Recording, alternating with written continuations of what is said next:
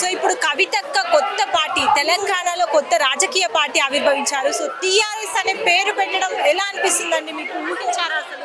నాకు చాలా అంటే నాకే కాదు తెలంగాణలో ఉన్న ప్రజలకు చాలా ఆనందంగా అనిపించింది. ఎందుకు అంటే టీఆర్ఎస్ అనేది ఇంటిది, తెలంగాణ సంస్కృతి సాంప్రదాయాలను చూపించుకునేదని చెప్పి భావనతోటి గెలిపించుకున్నాం అప్పుడు టీఆర్ఎస్ పార్టీని. కానీ అప్పుడు టీఆర్ఎస్ పార్టీ ఏం చేసింది? అప్పుడు టీఆర్ఎస్ పార్టీ ప్రాజెక్టుల మీద దాని మీద కబ్జాలు చేసుకుంటూ, భూములు కబ్జాలు చేసుకుంటూ ప్రజల పొట్టలు కొట్టింది, ప్రజల ఏడుపు ఉసురు కొట్టుకొని పోయింది ఇవాళ. కానీ ప్రజలు ఏమనుకుంటున్నారు? ఆ టీఆర్ఎస్ పార్టీ, మాకు న్యాయం చేసే టీఆర్ఎస్ పార్టీ రావాలనుకుంటున్నారు. కాబట్టి ఇవాళ ఆ న్యాయం చేసే టీఆర్ఎస్ పార్టీ వచ్చిందని చెప్పేసి సంతోషపడుతున్నారు ప్రజలు. నేను ఇంకా సంతోషపడుతున్నా, అబ్బా మళ్ళీ నా టీఆర్ఎస్ పార్టీ నాకు వచ్చింది అని చెప్పి. ఈ టీఆర్ఎస్ పార్టీలో ఖచ్చితంగా ప్రజలకు న్యాయం జరుగుతుందని చెప్పి మనస్ఫూర్తిగా కోరుకుంటున్నాను. తెలంగాణ బిడ్డలను అందరినీ కూడా నేను తల్లిలా చూసుకుంటానంటూ కూడా తను చెప్తున్నారు. అవును, మీకు తెలుసు తల్లి ప్రేమలో ఎలాంటి స్వార్థం ఉండదు. తల్లి ప్రేమలో ఎప్పుడు నా బిడ్డలు స్వచ్ఛమైన ప్రేమ ఉంటుంది. నా బిడ్డలని కాపాడుకోవాలని ఆలోచిస్తారు తల్లి. అట్లనే తెలంగాణ ప్రజలు పడుతున్న కష్టాలను చూసింది. ఇప్పుడు చూసిన కాంగ్రెస్ గవర్నమెంట్, దొంగల గవర్నమెంట్, కాంగ్రెస్ గవర్నమెంట్ పేదోళ్ళ ఇల్లులు కూల్చింది, పేదోళ్ళ పొట్టలు కొట్టింది, పేద విద్యార్థుల ఆకలి కడుపులు కొట్టింది. ఇవాళ మనం చూస్తున్నాం, మొన్న ఏమైంది? ఆర్టీసీ గవర్నమెంట్, ఆర్టీసీ వాళ్ళు ఆత్మహత్య చేసుకునే పరిస్థితి. సింగరేణి వాళ్ళు ఎన్ని ధర్నాలు చేసిన వాళ్ళకి న్యాయం జరగట్లేదు. ఇవాళ ప్రజలకు ఉద్యోగాలు లేక నిరుద్యోగాలతో బాధపడుతున్నారు.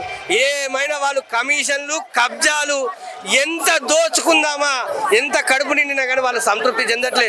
ప్రజల కన్నీటి ఏడుపుకు ఉసురు కొట్టుకుంటున్నారు వాళ్ళు. అలాంటి కన్నీటి బొట్టును తీర్చాలనుకుంటుంది కవితక్క. తల్లి లాంటి స్వచ్ఛమైన ప్రేమని ఇద్దామనుకుంటుంది కవితక్క. అందుకే చెప్తుంది, తల్లి లాంటి స్వచ్ఛమైన ప్రేమనిచ్చి నా ప్రజలని కాపాడుకుంటాను, నా బిడ్డల్లా నేను చూసుకుంటా అని చెప్పేసి కవితక్క చెప్పడం జరుగుతుంది. గత ప్రభుత్వంలో న్యాయం జరగలేదంటారా? ఎక్కడ జరిగిందమ్మా? గత ప్రభుత్వంలో ఎక్కడ జరిగింది న్యాయం? ఏం జరిగింది న్యాయం? ప్రజలకు ఏమైనా జరిగిందా? ప్రజలకు ఏమన్నా ఒక్క మాట చెప్తారు ఏమన్నా అంటే, కేసీఆర్ గారు ఇల్లు ఇచ్చినాం. ఎవరికి వచ్చింది? పేదోడికి ఎక్కడొచ్చింది ఇల్లు? పేదోడికి ఎక్కడొచ్చింది ఇల్లు? ఏమైనా ఆ పార్టీలో ఉన్న కార్యకర్తలకు వాళ్ళకు మాత్రమే పంచుకోవడానికి సరిపోలేదు. వాళ్ళకి ఏం జరిగింది? ఏమన్నారు? నిధులు నిక్షేపాలు అన్నారు. ఎక్కడొచ్చినాయి నిధులు నిక్షేపాలు? ఇవాళ వస్తే ప్రజలు ఎందుకు ఈ నియామకాలు ఎందుకు? ఇవాళ ప్రజలు కొత్త పార్టీల గురించి ఎదురు చూస్తున్నారు. ఈ మూడు పార్టీలు ఏవైతున్నాయో అన్ని దొంగల పార్టీలు ఇవి. అందుకే ప్రజల పార్టీ కావాలి, ప్రజల్లో ఉండే పార్టీ కావాలని చెప్పేసి ఇవాళ కవితక్క పార్టీ పెట్టి. పార్టీ ఆవిర్భావ సందర్భంగా కవితక్క ప్రసంగం చేశారు. అందులో భాగంగా తను మాట్లాడుతూ కేసీఆర్ మీద కొన్ని వ్యాఖ్యలు చేశారు. దాన్ని ఎలా చూస్తారండి? ఖచ్చితంగానండి. ఎందుకంటే మీరు ఆలోచించండి, ఎక్కడ అన్యాయం జరిగితే అక్కడ కవితక్క గలమెత్తి మాట్లాడుతుంది. అదే ఆమె సొంత పార్టీ అయినా సరే టీఆర్ఎస్ పార్టీలో అన్యాయం జరిగింది, గలమెత్తి చెప్పింది. కేసీఆర్ గారు కాళేశ్వరం ప్రాజెక్టులో అన్యాయం జరుగుతుంది, మీరు దాని మీద శ్రద్ధ పెట్టండి అంటే, ఎక్కడైతే అన్యాయం జరుగుతుందో వాళ్ళ మీద శ్రద్ధ తీసుకోకుండా న్యాయం గురించి పోరాడిన బిడ్డని బయటికి పంపించిన పార్టీ ఆ టీఆర్ఎస్ పార్టీ. ఎక్కడుంది? ఆడబిడ్డ కంటి ఉసురు దాకిపోయింది టీఆర్ఎస్ పార్టీ. ఒక ఆడబిడ్డకి జరగాల్సిన న్యాయం జరగలేదు ఆ పార్టీలో. ఇంటి ఆడబిడ్డకే జరగని ఇంటి ఆడబిడ్డకే న్యాయం జరగలేదు.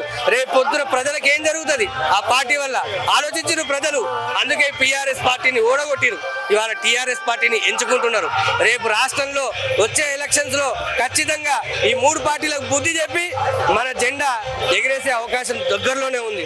మనం చూస్తున్నాం ఎలాంటి అవమానాలు జరిగినాయి, ఎలాంటి కన్నీటి బొట్టు పెట్టుకుంది కవితక్క. అన్ని మనసులో ఉన్నాయి, అన్ని తిరిగి వడ్డీతో సహా తిరిగిస్తాం.